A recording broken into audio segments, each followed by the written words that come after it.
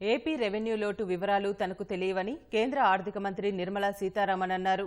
14వ ఆర్థిక సంఘం గడువు తీరిపోయి 15వ ఆర్థిక సంఘం సిఫారసుల అమలు సైతం ప్రారంభమైందన్నారు. వ్యవసాయ చట్టంలో తాము చేసిన మార్పులు రైతుల ఆదాయాన్ని పెంచుతాయని భరోసా ఇచ్చారు. కోవిడ్ సంక్షోభం నుంచి దేశం పూర్తిగా కోలుకున్నట్లేనన్నారు.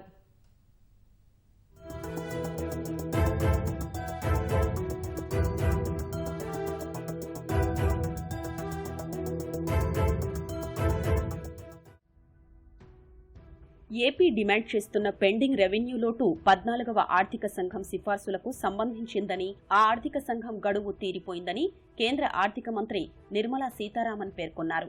15వ ఆర్థిక సంఘం సిఫార్సులు ఇచ్చి ఏడాది గడిచిపోయిందని, అమలు కూడా ప్రారంభమైందన్నారు.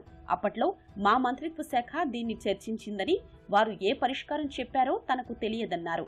ఆ రెవెన్యూ లోటు మొత్తం ఎంతో కూడా తనకు తెలియదని చెప్పారు. పెండింగ్ అంశాలపై ప్రశ్నించే రాష్ట్రాల హక్కును తాను కాదనడం లేదని, అయితే వాటిని ఎలా పరిష్కరించాలో చర్చించి నిర్ణయించాల్సి ఉందన్నారు.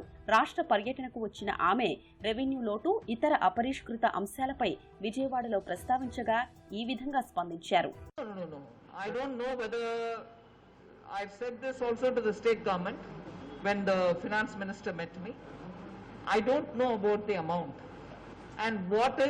Unresolved is something which the ministry will have to work, considering that it was based on the 14th Finance Commission's recommendation.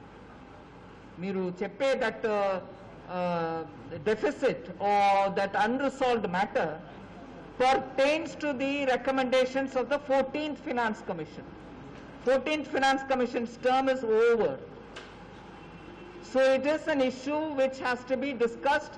I don't know what kind of solutions I can offer, and this is something which I have told the minister concerned who met me to speak about it, because the unresolved issue which the state government is claiming, I am not questioning that at all. They are very well within their rights to question, but it pertains to something which relates to 14th Finance Commission.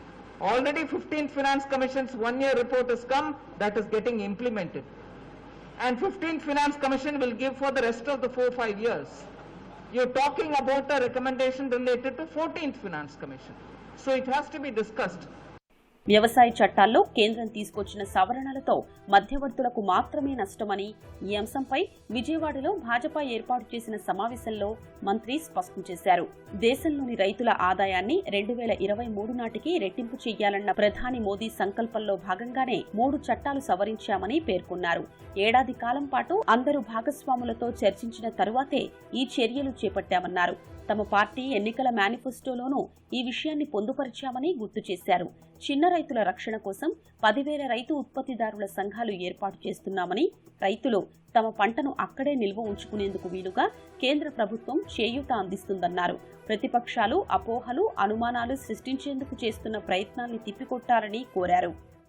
రైతు ఇక్కడి నుంచి బియ్యం బెంగాలుకి పంపిస్తున్నాడు, లేదు ఇక్కడి నుంచి కాయకూరలు, అరటిపళ్ళు, మామిడి పళ్ళు పంజాబ్కి పంపిస్తున్నారు, పంపించవచ్చు. ఇలా పంపించడం వల్ల మనకి ఏం ఆదాయం? ఇప్పుడు పంపించలేరు. ఇక్కడ మీరు అమ్మి, ఇక్కడ ఉన్న మధ్యవర్తిలో అది కొని, ఇక్కడి నుంచి వాళ్ళు వేరే స్టేట్కి పంపించి, ఇలా ఒక 2, 3, 4 లేయర్ దాటాలి. దాంట్లో ఒక్కొక్క లేయర్లో దానికి ఖర్చు యాడ్ చేస్తూ పోతారు. ఖర్చు కలుపుకొని పోతే అక్కడ ఒక ధరల అమ్ముడు పోయే ఒక ప్రోడక్ట్ ఇక్కడ అంత రేటు మీకు తక్కువ రేట్లో కొనుక్కుంటేనే అతనికి ఆదాయం ఇన్ని స్టేజెస్ దాటిపోవడానికి. ఇప్పుడు అది కాదు విషయం. ఇప్పుడు మీరు ఉన్న చోట్ల నుంచే వేరే ఒక మా రాష్ట్రంలో అమ్మాలంటే మీరు ఏ రేటు ఫిక్స్ చేసుకుంటున్నారో ఆ రేటుకి అమ్ముకోవచ్చు.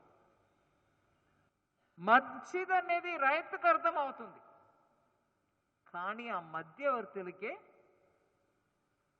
నొప్పి పుట్టింది. కోవిడ్ సంక్షోభం నుంచి దేశ ఆర్థిక వ్యవస్థ పూర్తిగా కోలుకుందని ఆర్థిక మంత్రి చెప్పారు. అన్ని సూచీలు ఈ విషయాన్ని తెలియజేస్తున్నాయని, రాష్ట్రాల నుంచి సానుకూల సంకేతాలు కనిపిస్తున్నాయన్నారు. రోజు తాను పరిశ్రమ పెద్దలతో మాట్లాడుతున్నానన్న మంత్రి మునుపటి సామర్థ్యం మేరకు వ్యవస్థ కోలుకున్నట్లే అని చెప్పారు.